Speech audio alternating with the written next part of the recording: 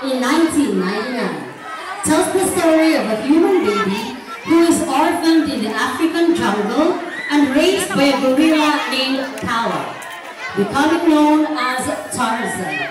As he grows up, he must grapple with his identity as both a human and an ape, eventually encountering a human woman named Jane Porter who brings him face to face with his true origins, forcing him to decide where he truly belongs with.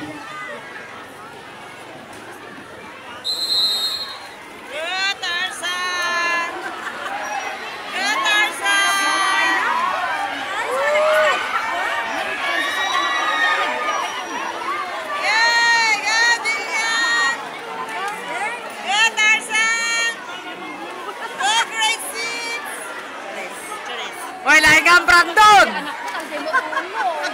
Lahi kang magsala, Krayde! Bakong ka.